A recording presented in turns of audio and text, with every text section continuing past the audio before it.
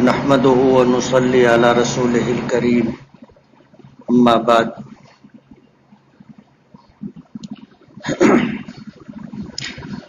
قال النبي صلى الله عليه وسلم صوموا لرؤيته وافطروا لرؤيته او كما قال عليه الصلاة والسلام۔ بزرگان محترم اور عزیز دوستو، ایک وقت تھا ہم رمضان کا انتظار کر رہے تھے۔ اب یہ وقت ہے کہ رمضان ختم ہو رہا ہے۔ بہت ممکن ہے آج رمضان المبارک کا آخری دن ہو، اور آج جمعۃ الوداع بھی ہے۔ رمضان المبارک کا آخری روزہ جمعہ کا دن۔ اللہ تعالیٰ نے اپنے محبوب جناب رسول اللہ صلی اللہ علیہ وسلم کی امت کو نوازا بہت ہے۔ آپ کے صدقے میں، آپ کے طفیل میں اللہ تعالیٰ نے جو نعمتیں ہمیں عطا کی ہیں وہ پچھلی امتوں کو نہیں ملی تھی۔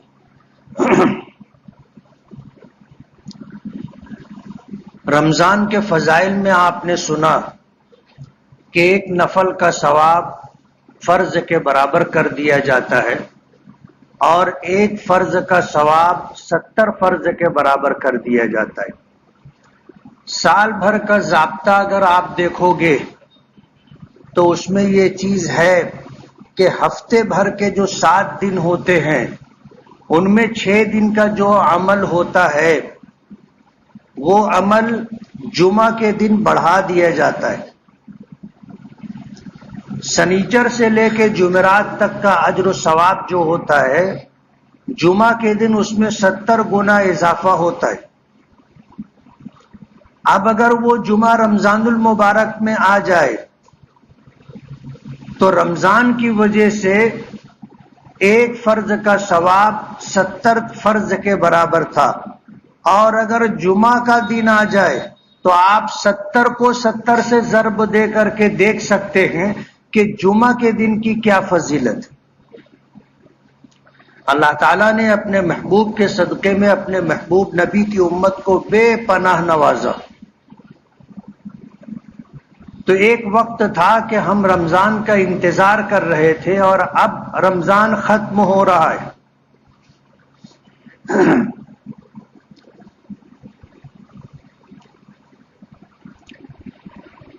اب ظاہر بات ہے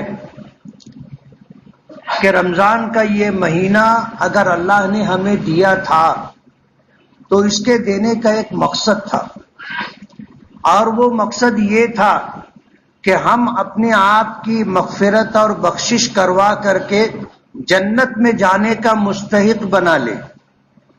اللہ نے رمضان المبارک ہمیں اس لیے دیا تھا، یہ رمضان کا مقصد تھا۔ آپ نے کئی مرتبہ یہ بات سنی کہ نبی کریم صلی اللہ علیہ وسلم نے جمعہ کے دن منبر کے پہلے درجے پر قدم رکھا تو فرمایا آمین، دوسرے درجے پر قدم رکھا تو فرمایا آمین، تیسرے درجے پر قدم رکھا تو فرمایا آمین۔ صحابہ کرام نے پوچھا کہ اللہ کے رسول، آج ہم نے ایک نیا عمل دیکھا ہے آپ سے۔ تو حضور پاک صلی اللہ علیہ وسلم نے پوچھا کہ کیا؟ تو صحابہ کرام نے کہا کہ اللہ کے رسول، جب آپ منبر پر چڑھنے لگے تو پہلے درجے پر قدم رکھتے ہوئے آپ نے آمین فرمائی، یہی معاملہ دوسرے اور تیسرے درجے کا رہا۔ تو حضور پاک صلی اللہ علیہ وسلم نے جو بات جواباً عرض فرمائی وہ یہ کہ جب میں نے پہلے درجے پر قدم رکھا تو جبرائیل تھے، انہوں نے بد دعا دی کہ ہلاک ہو وہ شخص جو اپنے ماں باپ کو یا دونوں میں سے کسی ایک کو بڑھاپے کی حالت میں پائے اور اپنی مغفرت نہ کروا لے۔ تو میں نے کہا آمین۔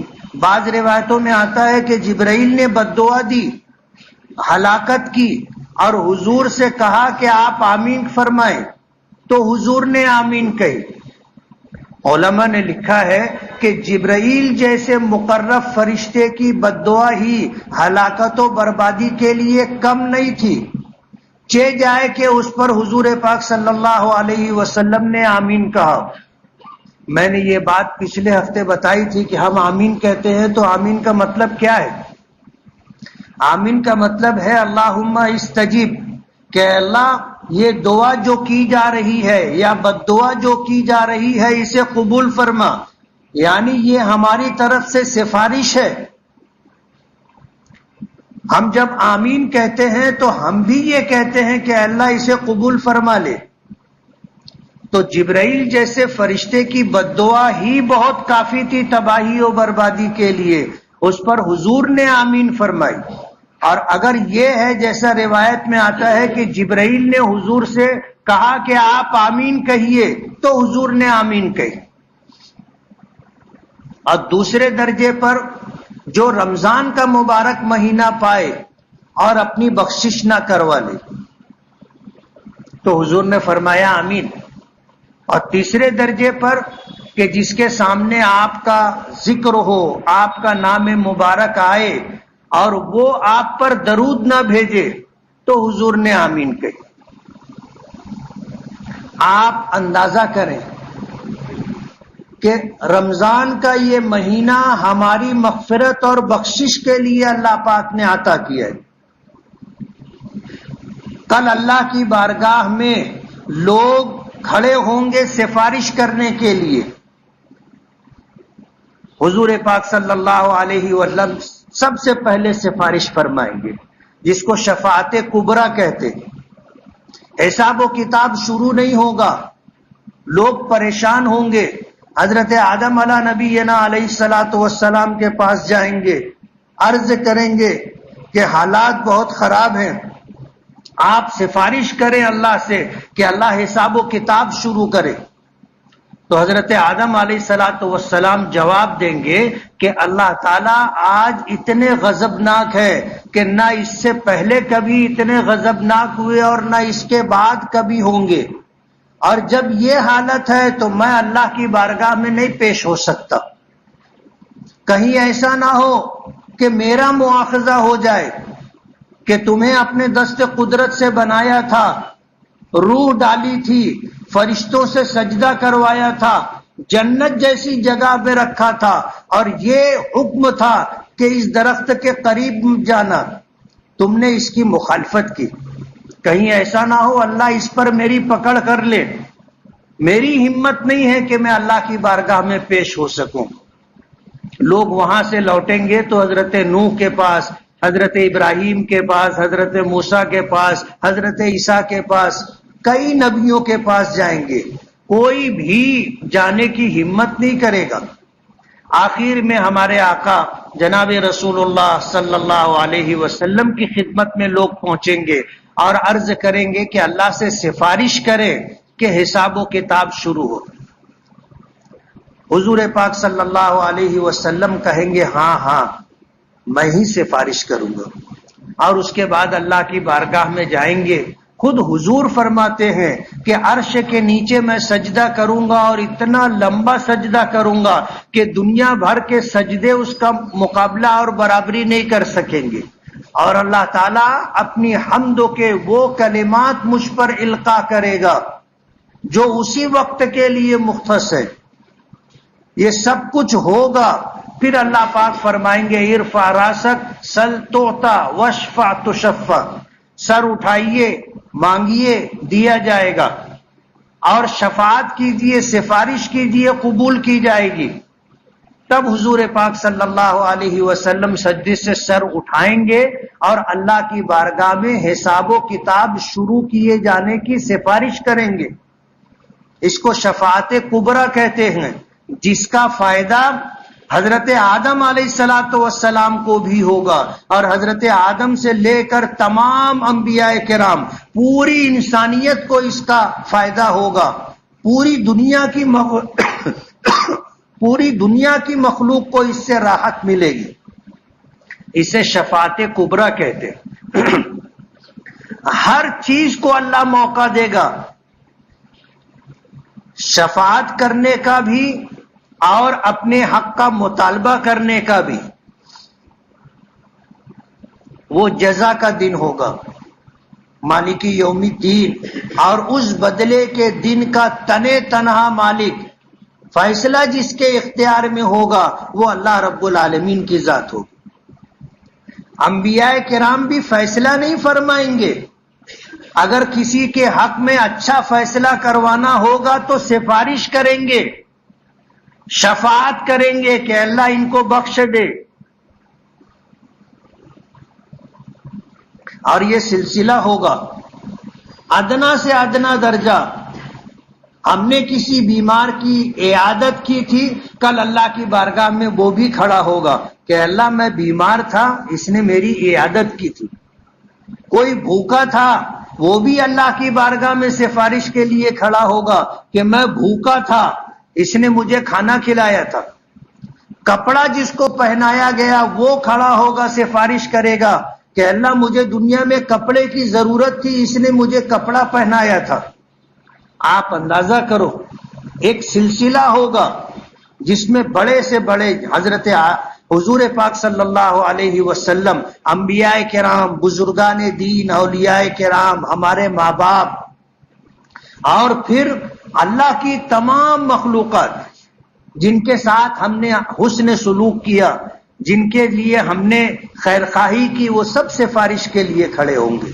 قرآن کریم اپنے حق کا مطالبہ لے کر کے کھڑا ہوگا، قرآن کریم اپنے حق کا مطالبہ لے کر کے کھڑا ہوگا کہ یہ آپ نے مجھے اپنا کلام بنایا ہے، مجھے اپنی کتاب قرار دیا ہے۔ جن لوگوں نے قرآن کریم کی تلاوت کی، جن لوگوں نے قرآن کریم کے احکامات پر عمل کیا، قرآن کریم ان کی طرف سے جھگڑے گا۔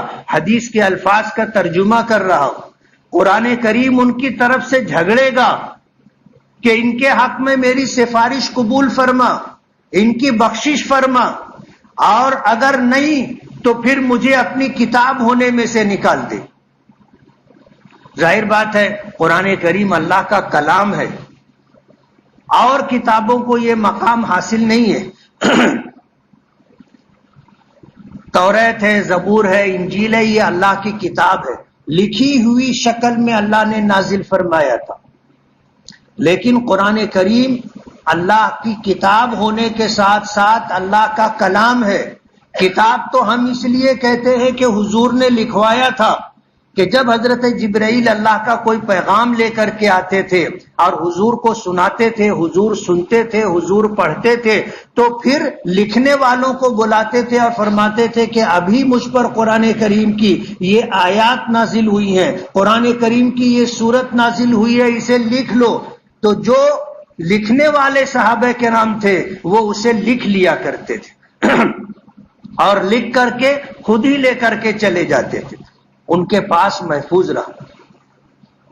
تو یہ اللہ کی کتاب ہے، اور یہ اللہ کا کلام بھی ہے کہ اللہ پاک نے اسے خود پڑھا ہے، اللہ متکلم ہے، اللہ نے اسے کہا، اس کا تکلم فرمایا، اس کی تلاوت کی، حضرت جبرائیل نے سنا، سن کر آئے اور نبی کریم صلی اللہ علیہ وسلم کو سنایا۔ حضور پاک صلی اللہ علیہ وسلم نے سنا، پھر حضور نے خود اس کی تلاوت کی اور لکھنے والوں سے لکھوایا۔ تو یہ اللہ کا کلام بھی ہے۔ تفصیل آپ نے سنی کہ حضرت جبرائیل کے پڑھنے کے ساتھ ساتھ حضور بھی پڑھنے کی کوشش کرتے تھے، اور ایک وقت میں دو کام پوری توجہ سے نہیں کیا جا سکتا، یہ انسانی فطرت ہے۔ دو کاموں پر پوری توجہ ایک وقت میں نہیں ہو سکتی، یا تو حضور پڑھ سکتے تھے یا حضور سن سکتے تھے۔ پوری توجہ سے سننا اور پوری توجہ کے ساتھ پڑھنا ممکن نہیں تھا، بہت دشوار۔ حضور کو مشقت ہونے لگی، اللہ پاک نے فرمایا لا تحرک به لسانک لتعجل به، کہ میرے محبوب آپ اپنی زبان کو حرکت نہ دیں اور جبرائیل کے پڑھنے کے ساتھ ساتھ نہ پڑھیں، تاکہ قرآن کریم تمہیں یاد ہو جائے۔ قرآن کریم کو آپ کے سینے میں جمع کرنا، محفوظ کرنا، یاد کروانا ہماری ذمہ داری ہے، اور جبرائیل کے جانے کے بعد اس کو پڑھوا لینا بھی ہماری ذمہ داری ہے۔ ان علینا جمعہ و قرآنا، یہ ہماری ذمہ داری ہے کہ ہم قرآن کریم آپ کے سینے میں جمع بھی کر دیں گے، یعنی محفوظ کر دیں گے، یاد کروا دیں گے، و قرآنا، اور پھر بعد میں اس کو پڑھوا بھی دیں گے۔ میں نے پچھلے ہفتوں میں عرض کیا تھا کہ قرآن کریم کے سب سے پہلے حافظ نبی کریم صلی اللہ علیہ وسلم، کہ قرآن کریم آیا، حضرت جبرائیل آئے، سنائے، اور پھر اس کو یہ ساری آیتیں اللہ نے اپنے محبوب کو یاد کروا دی۔ قرآن کریم مکمل ہوا تو پورا قرآن کریم آپ کو یاد تھا۔ تو قرآن کریم کی یہ جو ترتیب ہے کہ سورہ فاتحہ، الحمد، پھر سورہ بقرہ، سورہ آل عمران، سورہ نساء، یہ ترتیب بھی توقیفی ہے، اور یہ جو ترتیب پورے قرآن کریم کی ہے یہ توقیفی ہے، یعنی من جانب اللہ اپنے محبوب کو بتایا گیا، اور نبی کریم صلی اللہ علیہ وسلم نے لوگوں کو بتایا کہ یہ آیت ہے، اس کو فلاں صورت میں لکھو، یہ آیت ہے، اس کو فلاں صورت میں فلاں آیت کے بعد لکھو، اور پھر آپ نے اس کی پوری 30 پاروں کی ترتیب بنائی۔ یہ توقیفی ہے، یعنی ہم نے اپنی طرف سے نہیں بنایا۔ صحابہ کرام کو قرآن کریم اللہ کے رسول سے ملا، اور اللہ کے رسول نے اپنے صحابہ کرام کو بتایا۔ ہر آیت کے نازل ہونے پر آپ کہتے تھے کہ یہ آیت فلاں صورت میں فلاں آیت کے بعد رکھی جائے، ترتیب۔ تو قرآن کریم بھی اپنے حق کا مطالبہ لے کر کے کھڑا ہوگا کہ اگر میں تیری کتاب ہوں، تیرا کلام ہوں، تو میری رعایت کرنے والوں کے حق میں میری سفارش قبول فرما۔ اور جن لوگوں نے قرآن کریم کے حق کو ضائع کیا ہے، قرآن کریم ان کے خلاف اللہ کی بارگاہ میں فریق بن کر کے کھڑا ہوگا۔ یہی حال رمضان المبارک کا ہے۔ رمضان کا مقصد تھا ہم سب کی بخشش، ہم سب کی بخشش، اور اللہ نے اس میں یہ تاثیر رکھی ہے، یہ تاثیر اس میں رکھی ہے۔ میں نے پچھلے ہفتوں میں اس کی وضاحت کی تھی کہ اگر رمضان کا عمل یعنی 11 مہینہ اور رمضان کا 12 مہینہ، دونوں میں فرق کیا ہے؟ 5 وقت کی نماز اس میں بھی ہے، اس میں بھی ہے، دیگر سارے اعمال 11 مہینوں میں بھی ہے، اس مہینے میں بھی ہے۔ فرق ہے تو صرف اتنا کہ اس میں روزہ فرض ہے، اس میں اللہ کے رسول نے اپنی طرف سے تراویح کی سنت ہمیں عطا کی۔ یہ 2 عمل جو رمضان کو امتیازی حیثیت عطا کرتے۔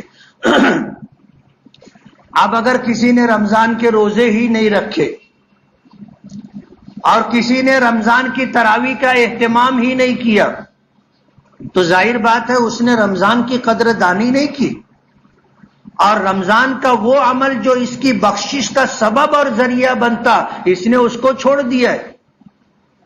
تو رمضان اس کے لیے بخشش کا سبب نہیں بنے گا۔ ڈر ہے اس بات کا کہ کل قیامت کے دن رمضان کا یہ مہینہ، رمضان کے روزے اور نماز تراویح اللہ کی بارگاہ میں کھڑے ہو کر کے ہمارے خلاف فریق نہ بن جائیں۔ کہ آپ نے ہمیں نعمت کے طور پر ان کو دیا تھا، اور انہوں نے ہماری قدردانی کی، ان کی بخشش فرما، اور انہوں نے میری ناقدری کی، اس لیے ان کے خلاف میری سفارش قبول فرما۔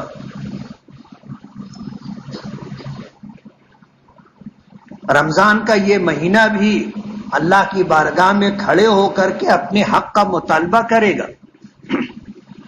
خوش ہونا چاہیے ان لوگوں کو جنہوں نے رمضان کے پہلے دن سے آج تک رمضان کے روزوں کا اور رمضان کی تراویح کا اہتمام کیا، قرآن کریم کی تلاوت کی، 5 وقتہ نمازوں کا اہتمام کیا، اپنے فرصت کے اوقات کو مسجد میں گزارا، مجبوری اور ضرورت کے لیے اپنے کام، اہل و عیال کی ضرورت کی تکمیل کے لیے، روٹی روزی حاصل کرنے کے لیے لگے رہے، لیکن جو وقت ملا مسجد میں آ کر کے اسے گزارا۔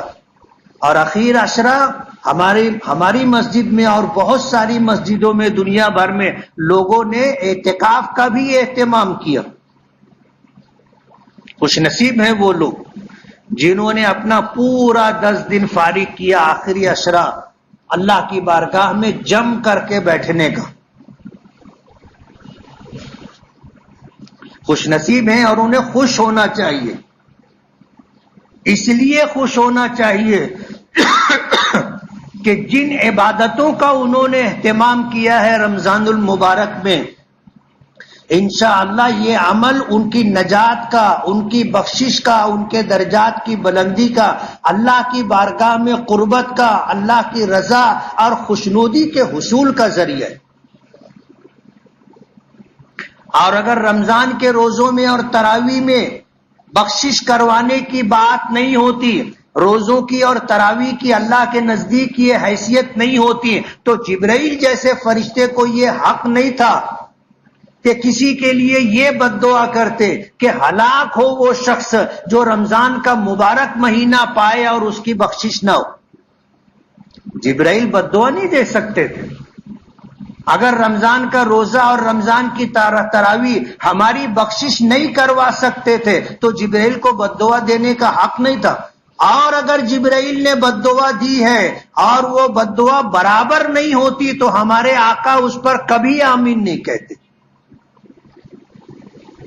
اس لیے رمضان میں دونوں بات ہے کہ جہاں یہ ہماری بخشش کا سبب اور ذریعہ ہے، وہیں کل اگر خدا نہ خواستہ اپنے حق کے مطالبے کے لیے اللہ کی بارگاہ میں میدان محشر میں بروز قیامت اگر کھڑا ہو گیا تو کوئی ہمیں بچائے گا نہیں.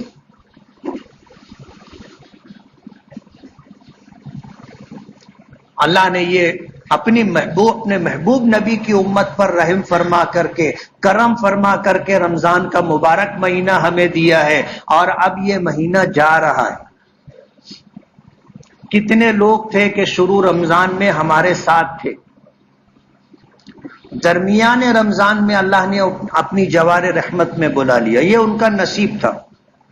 اللہ نے ان کو عمر اتنی دی تھی، پوری ہو گئی تھی، اور اللہ نے اپنی بارگاہ میں بلانے کے لیے رمضان کا مبارک مہینہ انہیں عطا کیا، جس کے متعلق آتا ہے کہ جس کا انتقال رمضان المبارک میں ہو، اللہ پاک اس کو قبر کا عذاب نہیں دیں گے. اور ظاہر بات ہے آخرت کی منزلوں میں سب سے پہلی منزل آدمی کا انتقال ہوا اسے قبر کے حوالے کر دیا جاتا ہے، جہاں وہ تنہا رہے گا، اس کے ساتھ صرف اس کا عمل ہوگا.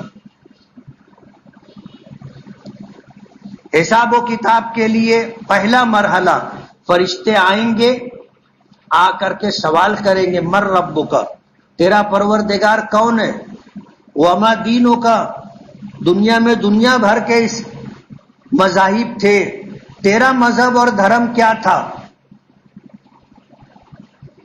اور پھر ہمارے آقا جناب رسول اللہ صلی اللہ علیہ وسلم کے متعلق پوچھا جائے گا، آپ کی شبیہ مبارک بتائی جائے گی، آپ کا دیدار کروایا جائے گا اور پوچھا جائے گا ما تقول فی ھذا الرجل، کہ اس شخص کے بارے میں تیرا کیا عقیدہ تھا، تو کیا کہتا تھا. پہلے سوال کے جواب میں کہے گا، جب فرشتہ پوچھے گا مر ربک کا، تیرا پروردگار کون، تو جو صاحب ایمان ہوگا، جو دنیا میں اللہ کو ہمیشہ یاد کرتا ہوگا، ہر کام میں اللہ کی مرضی نامرضی سامنے رکھتا ہوگا، وہ کہے گا ربی اللہ، میرا پروردگار تو میرا اللہ ہے، ربی اللہ، میرا پروردگار اللہ ہے. اور اپنے مذہب اور دھرم کے بارے میں کہے گا، پوچھا جائے گا ماں دینوں کا، تو وہ کہے گا دینی الاسلام، کہ میرا دین اسلام ہے. اور پھر حضور پاک صلی اللہ علیہ وسلم کے متعلق جب پوچھا جائے گا کہ ان کے بارے میں تمہارا کیا عقیدہ ہے، کیا کہتے تھے، تو اس وقت جو آپ کی نبوت پر ایمان لایا اور جس نے آپ کا احترام، آپ کی عظمت، آپ کے رفیع المرتبت مقام کے پیش نظر آپ کو احترام دیا، عزت دی، جب پوچھا جائے گا ما تقول فی ھذا الرجل، تو وہ کہے گا ھذا نبینا وَهَذَا رَسُولُنَا جَاءَنَا بِالْبَيِّنَاتِ وَالْهُدَى فَآمَنَّاهُ وَصَدَّقْنَاهُ. یہ تو ہمارے نبی ہیں، یہ تو ہمارے رسول ہیں، یہ آئے تو اللہ کے احکامات لے کر کے آئے، قرآن کریم کی آیات لے کر کے آئے. اللہ نے آپ کے ذریعے سے ہمیں زندگی گزارنے کا سلیقہ اور طریقہ عطا کیا، ہم آپ پر ایمان لائے اور ہم نے آپ کی نبی نبوت اور رسالت کی تصدیق کی. یہ سوال و جواب ہو جائے گا. صحیح جواب دینے پر فرشتے کہیں گے نم کنومت العروس، بے خوف ہو کر دلہن کی طرح سو جا. حدیث پاک میں آتا ہے پھر یہ مردہ، یہ میت سوئے گا تو جب سور پھونکا جائے گا، جب اس کی آنکھ کھلے گی اور جب اٹھے گا تو ایسا لگے گا کہ بس ابھی سویا تھا، نیند پوری نہیں ہوئی اور اٹھا لیا گیا. یہ برزخ کا زمانہ ہوگا، قبر کی زندگی، برزخ کا زمانہ. تو رمضان کا مہینہ اللہ نے ہمیں دیا تھا. جن کا نصیب و مقدر تھا وہ آج تک ہیں، اور رمضان، پورا رمضان انہوں نے وصول کیا فرض نمازوں کے ساتھ، رمضان کے روزوں کے ساتھ، تراویح کے اہتمام کے ساتھ اور گناہوں سے اجتناب کے ساتھ اپنی ان اوقات کو گزارا. خوش نصیب ہیں. اور انشاءاللہ جنہوں نے نیک نیتی اور اخلاص کے ساتھ اللہ اس کے رسول کو راضی کرنے کی نیت سے روزے بھی رکھے، تراویح بھی پڑھی، رمضان کے اوقات کا احترام بھی کیا، انشاءاللہ ان کی بخشش ہوگی. انہیں اس پر بھروسہ رکھنا چاہیے. اللہ اس کے رسول کی بات پر اعتماد کا مطلب ہی یہی ہے کہ اگر ہم نے روزہ رکھا اور اہتمام کے ساتھ تراویح پڑھی تو ہمارے دل میں اس بات کا یقین اور اطمینان ہونا چاہیے کہ اللہ نے ہماری بخشش کر دی ہے. اب اتنی بڑی نعمت ملی ہے تو اس کو سنبھالنا بھی ضروری ہے، اس کو سنبھالنا ضروری ہے. ماں باپ کا انتقال ہوا، ماں باپ نے جائیداد چھوڑی تھی، وراثت میں بہت مال ملا، ان کی ذمہ داری تھی وہ پوری ہو گئی، ہم کو نصیب سے مل بھی گئی وراثت میں بڑی دولت. اب ہماری ذمہ داری ہے کہ اس کو سنبھالیں. اللہ نے رمضان کے اعمال کی بدولت اگر ہماری بخشش فرما دی ہے تو اب اس کی قدردانی ضروری ہے. اور قدردانی کیا ہے؟ قدردانی یہ ہے کہ ہم جس طرح اس پورے مہینے میں ہم نے نمازوں کا اہتمام کیا، ہم نے روزوں کا اہتمام کیا، ہم نے تراویح کا اہتمام کیا، قرآن کریم کی تلاوت کا اہتمام کیا، رات میں اٹھ کر کے سحری کے بہانے ہم نے تہجد کا اہتمام کیا، دعاؤں کا اہتمام کیا، یہ سب کچھ ہم نے کیا. قدردانی یہ ہے کہ اتنا نہ صحیح، اس میں سے کچھ ہی صحیح رمضان بھر ہم نے کیا ہے. اب اس کے گزر جانے کے بعد بقیہ مہینوں میں بھی یہ اعمال ہم سے ہوتے رہے، یہ ہے قدردانی. رمضان کیوں ملا تھا؟ رمضان کا مقصد کیا تھا؟ ایک مقصد تو یہ تھا کہ ہم اعمال پر آ کر کے اللہ کو راضی کر کے اپنی بخشش کروا لیں، اور دوسرا مقصد یہ تھا رمضان کے روزوں کا اور تراویح کا کہ ہم اعمال کے عادی ہو جائیں. رمضان کے روزے ہماری تربیت کے لیے آئے تھے. ہم کو صبح صادق سے لے کر غروب آفتاب تک کھانے سے منع روکا گیا، پینے سے روکا گیا، جائز خواہشات نفسانی سے روکا گیا، اور ہم الحمدللہ رکے رہے. ہم رکے رہے. تو ان اعمال کی مہینے بھر کی جو تربیت تھی، اس تربیت کا مقصد یہ تھا کہ اب ہم میں مہینے بھر کے بعد جو بات پیدا ہو گئی ہے، اب اس کے استعمال کرنے کا وقت بقیہ 11 مہینے. ہم نے رمضان میں روزے رکھے اور پھر 11 مہینہ ہم نے روزہ ہی نہیں رکھا، تو پھر روزہ رکھنے سے ہمیں ملا کیا؟ اتنی محنت کر کے ہم نے پایا کیا؟ ہم نے رمضان میں 5 وقتہ نمازوں کا اہتمام کیا، وقت سے پہلے مسجد میں آتے تھے. کتنے لوگ ہیں جنہوں نے مہینے بھر اذان مسجد میں سنی؟ وقت فارغ کر کے آتے تھے. رمضان بھر ہم نے یہ کیا، رمضان گزر جانے کے بعد اگر 5 وقتہ نمازیں ہم سے ادا نہیں ہو رہی ہیں تو پھر یہ اس تربیت کا اور اس محنت مشقت کا حاصل کیا؟ تراویح کی لمبی لمبی نمازیں ہم نے بشاشت کے ساتھ پڑھی. بشاشت کا مطلب سمجھتے ہو نا؟ امام نے کہا اللہ اکبر تو ہم نے بھی کہا اللہ اکبر، یہ ہے بشاشت. اور امام نے کہا اللہ اکبر اور ہم پیچھے بیٹھے ہیں، انتظار کر رہے ہیں کہ جب رکوع میں جانے کا وقت ہوگا تو پھر ہم شامل ہوں گے. یہ بشاشت نہیں ہے، یہ تو ہم نے بوجھ سمجھا کہ کرنا ہے اس لیے ہم کر رہے. اگر ہماری خوش دلی ہوتی، بشاشت ہوتی تو ہم امام کا انتظار ایسے کر رہے ہوتے کہ وہ اللہ اکبر بولے تو ہم بولے.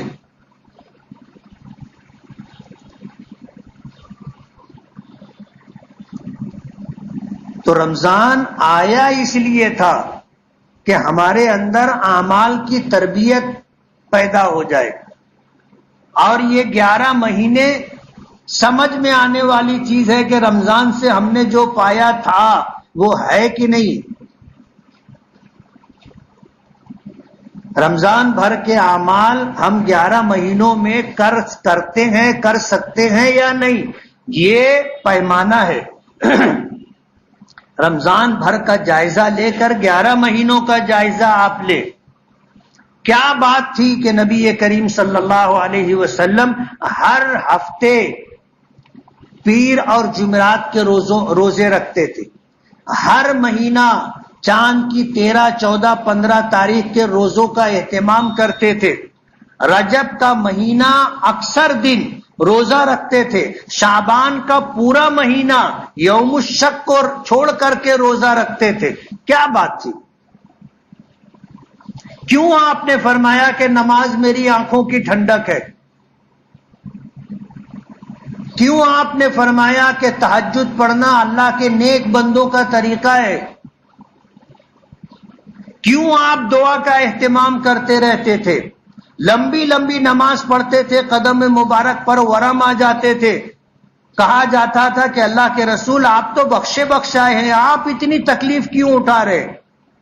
تو فرمایا کرتے تھے کہ افلا اکون عبدا شکورا، اللہ نے مجھے بخش دیا، یہ اللہ کا کرم ہے، تو کیا اس کی شکر گزاری میں نماز نہ پڑھوں، میں روزے نہ رکھوں، میں تلاوت نہ کروں، میں تہجد نہ پڑھوں، میں دعائیں نہ کروں؟ افلا اکون عبدا شکورا، کہ میں اللہ کا شکر گزار بندہ کیوں نہ بنوں اور اللہ کا شکریہ کیوں نہ ادا کروں؟ رمضان آیا اور ایسے کتنے رمضان اللہ نے ہمیں عطا کیے. اس کا کرم اور احسان ہے. اور اللہ نے ہمیں رمضان کا مہینہ دیا ہی اس لیے ہے کہ ہم پر اللہ کا کرم ہو، اللہ کی بخشش ہو، اللہ کی عنایتیں ہوں، نوازشیں ہوں، نعمتوں سے سرفراز کیا جائے. اللہ نے اس لیے دیا تھا. رمضان کے متعلق فرمایا کہ یہ مومن کے لیے ہے اور اس میں مومن کا رزق بڑھا دیا جاتا ہے. یہ صبر کا مہینہ ہے اور فرمایا صبر کا بدلہ جنت ہے. پہلا عشرہ رحمت، دوسرا عشرہ مغفرت، تیسرا جہنم سے خلاصی و نجات. اللہ نے یہ موقع ہمیں عطا کیا. اس کی نوازشات میں، اس کے داد و دہش میں کوئی کمی نہیں رہی. نصیب کی بات ہے. کسی نے تھوڑا لیا، کسی نے کچھ زیادہ لیا، کسی نے جی بھر کر کے سمیٹا اور بٹورا. یہ نصیب کی بات ہے. لوگوں نے 10 دن کا اعتکاف کیا، 24 گھنٹے اللہ کی عبادت. پتہ نہیں کب اللہ پاک کی طرف سے رحمت کے جھونکے چلے، نوازے جانے کا فیصلہ ہو، اور اللہ کی طرف سے فرشتے جب نعمت لے کر کے آئے تو جو 24 گھنٹہ عبادت میں ہے اس کو تو ملنا ہی ملنا ہے.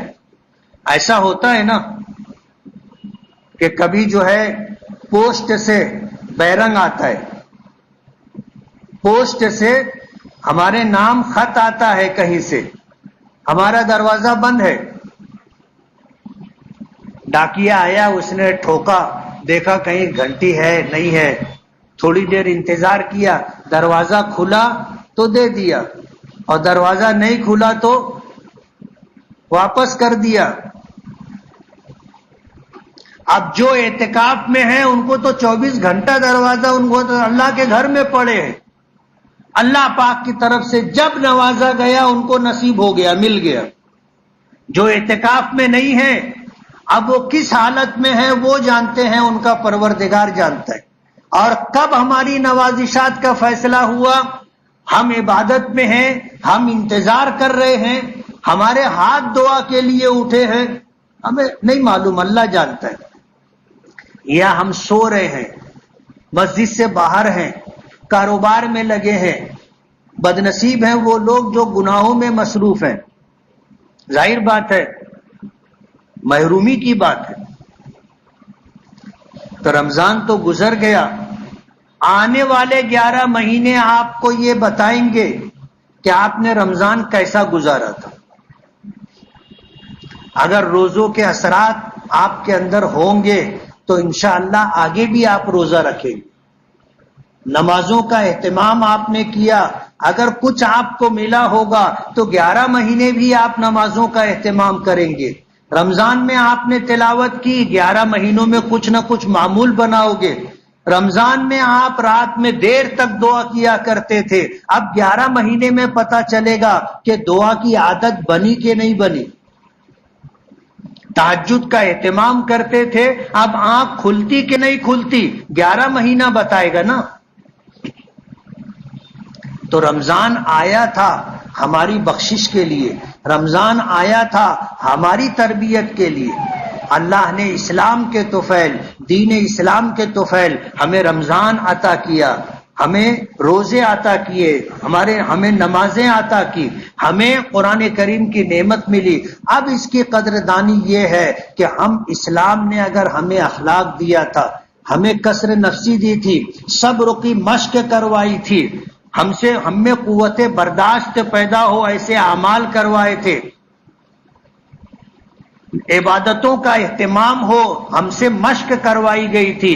اب دیکھا جائے گا کہ رمضان کے یہ اثرات ہم پر کتنے پڑے اور کب تک کے لیے پڑے.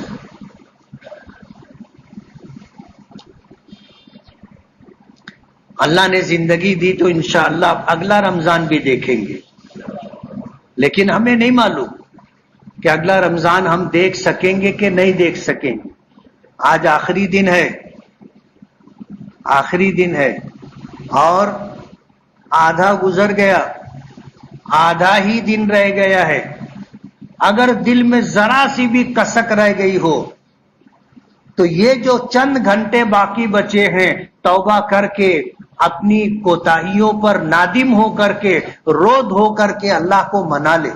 اور رمضان کی جو نعمتیں ہیں, اللہ جو دینا چاہتا ہے, آنے والی رات اگر چاند دکھا تو یہ لیلۃ الجائزہ انعام کی رات ہوگی. ہم نے مہینے بھر محنت کی ہے, اس کا صلہ ملنے والا ہے. ہم نے مہینے بھر محنت کی ہے, اس کی اجرت ملنے والی ہے. ہم نے مہینے بھر محنت کی ہے, آنے والی رات اگر چاند دکھ گیا تو یہ انعام کی رات ہوگی. انعام سمجھتے ہو نا, آدمی اپنی ڈیوٹی سے زیادہ کام کرے تو اس کو جو بڑھ کر کے دیا جاتا ہے وہ انعام ہوتا ہے. اور اس رات کا نام ہی لیلۃ الجائزہ ہے, انعام کی رات, جس کو ہم چاند رات کہتے ہیں. جیسے ہی چاند رات سنائی دیتی ہے, عشاء کی نماز میں مسجد خالی ہو جاتی,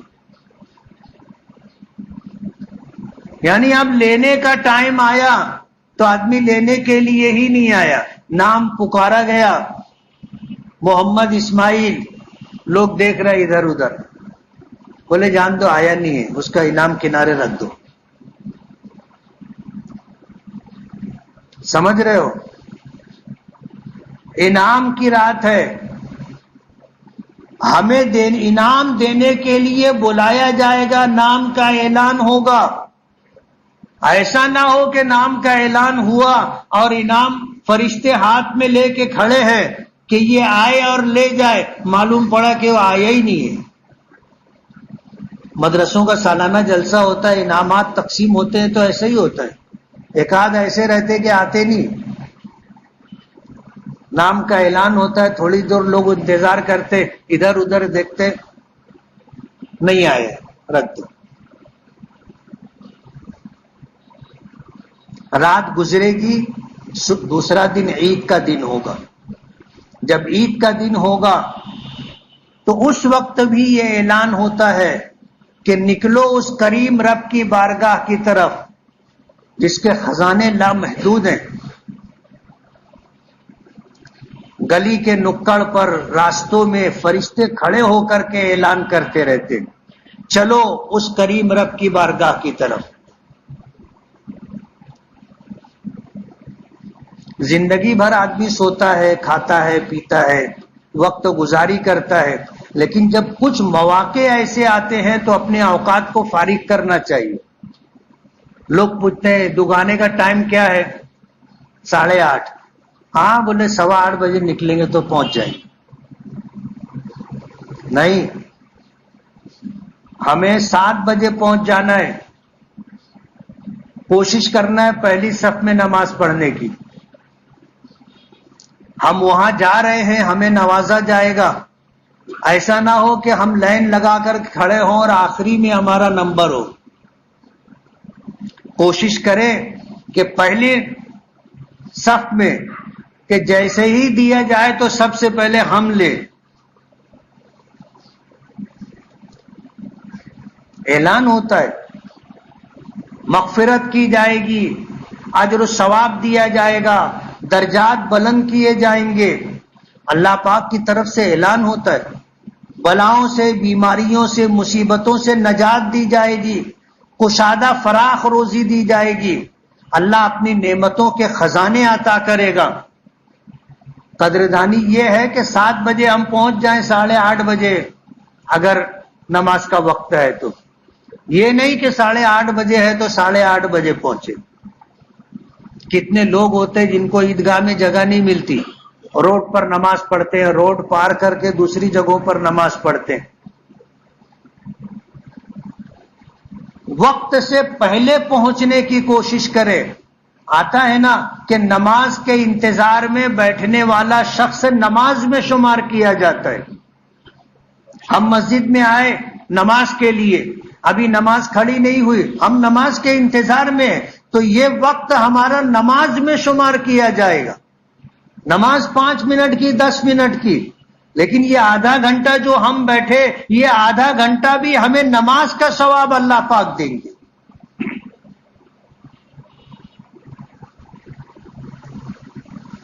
رمضان کا مہینہ آیا، ہم نے زکوٰۃ دی، ہم نے صدقہ فطر ادا کیا۔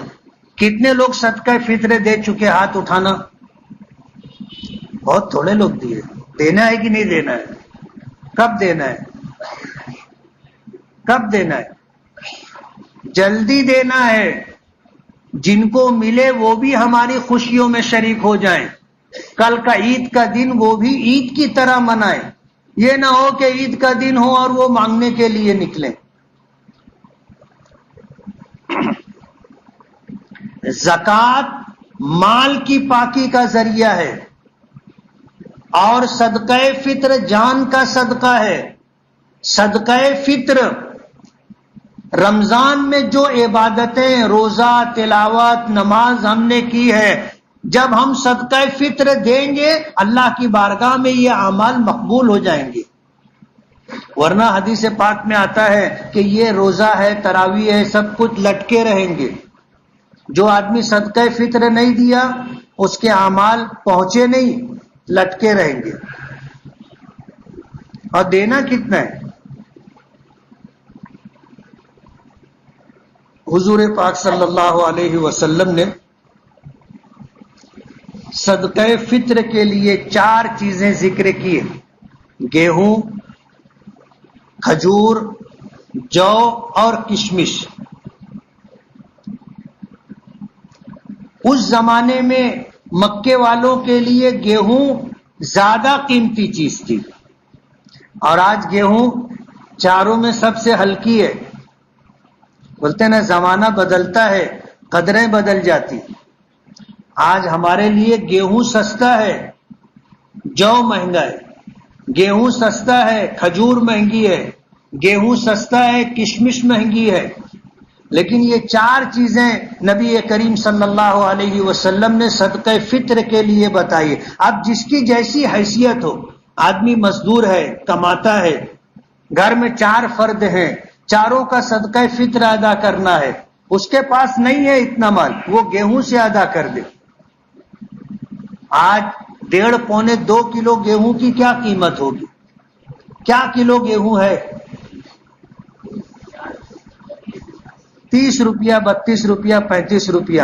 آپ 50 روپیہ ایک آدمی کی طرف سے سال میں 1 مرتبہ صدقہ فطر دینا ہے. دے سکتے کہ نہیں؟ فقیر بھی دے سکتا ہے نا، فقیر بھی دے سکتا ہے. اس لیے صدقہ فطر، آپ مزدور ہیں تو آپ گیہوں کے حساب سے دیں، اور اللہ نے آپ کو نوازا ہے تو آپ کھجور کے اعتبار سے دیں، کشمش کے اعتبار سے دیں، جو آپ کی حیثیت ہو. اور یہ معمولی چیز نہیں ہے. صدقہ فطر روزوں اور نماز کو قبول کروانے کا ذریعہ ہے. مہینے بھر محنت کی ہے، اور اگر یہی اعمال لٹکے رہ گئے تو کیا ملے گا؟ خوش دلی اور بشاشت کے ساتھ عیدگاہ کی طرف نکلنے سے پہلے صدقہ فطر ادا کر دیں گے نا؟ صدقہ فطر ادا کریں. رات لیلۃ الجائزہ ہے، انعام کی رات ہے، انعام لینے کا اہتمام کرے. دوسرے دن عیدگاہ جانے کا اہتمام کرے، وقت سے پہلے پہنچنے کی کوشش کریں. اور اللہ کی بارگاہ میں اعلان کیا جاتا ہے، جو مانگو گے دوں گا، جو مانگو گے دوں گا. اب اپنی حیثیت کی بات ہے کہ ہم کیا مانگتے، یہ تو مانگنے والے کے اوپر ہے. دینے والے نے تو اعلان کر دیا، جو مانگو گے دوں گا. اب آپ کو کیا چاہیے؟ آپ جائیے اور لے لیجئے،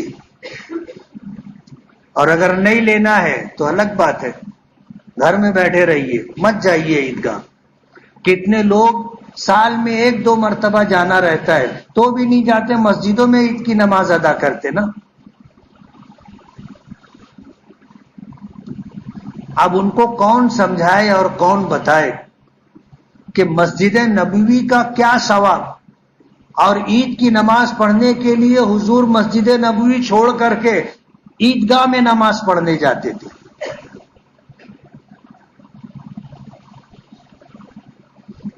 عیدگاہ پہنچنے کا وقت سے پہلے اہتمام کیجیے. کریں گے نا؟ غور کریں، یہ چند گھنٹے باقی ہے. رمضان کے تعلق سے ہمیں کیا کرنا تھا، ہم نے کیا کیا.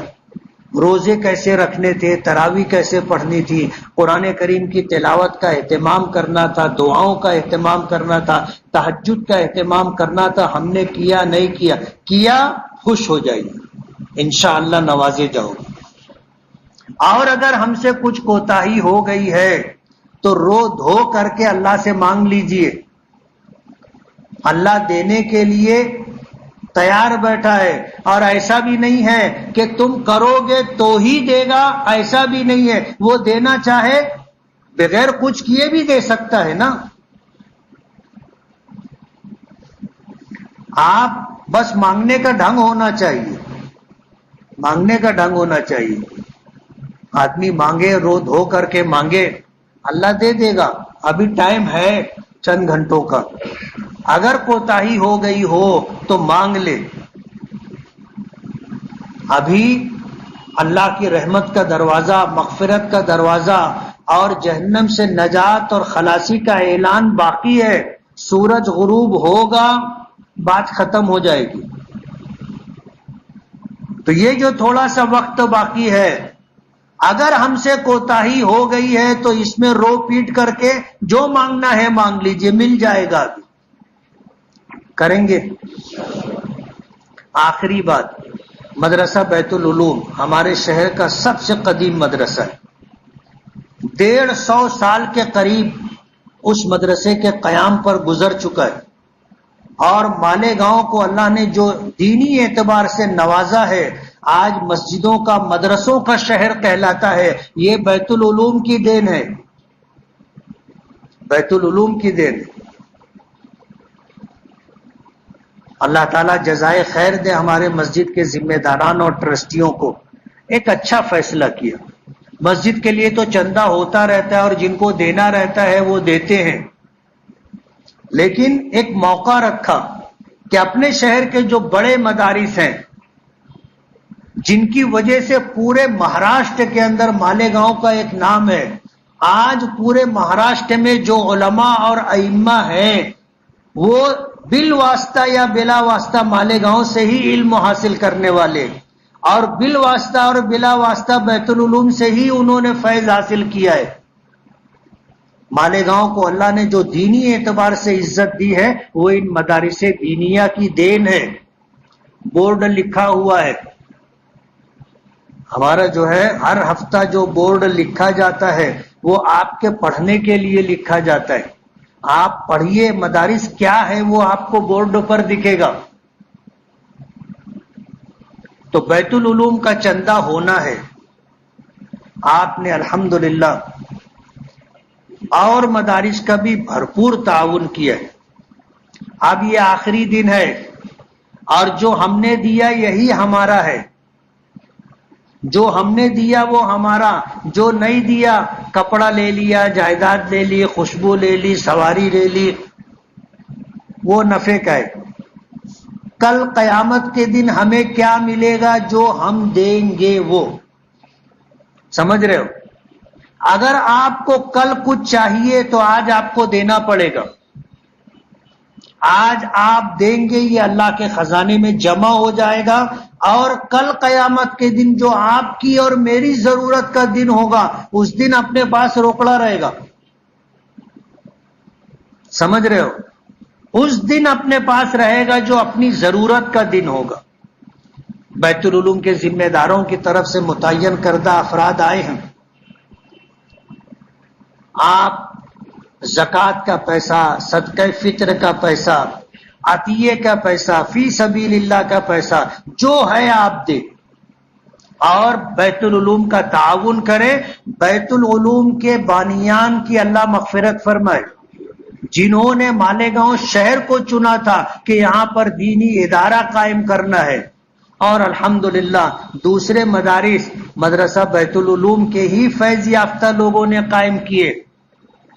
معہد ملت کہو، مدرسہ اسلامیہ کہو، محمدیہ کہو، جامعۃ الصالحات کہو، کلیۃ الطاہرات کہو، کلیۃ الطیبات کہو، یہ سب بیت العلوم کی دین ہے۔ یہاں سے پڑھ کر کے نکلے تو انہوں نے اپنے ادارے بنائے۔ بیت العلوم کے ذمہ داران آئے، بھرپور تعاون کریں گے نا، اللہ ہمیں عمل کی توفیق عطا فرمائے۔ وآخر دعوانا الحمدللہ رب العالمین۔ جنہوں نے سنت نہ پڑھی ہو وہ سنت پڑھ لیں۔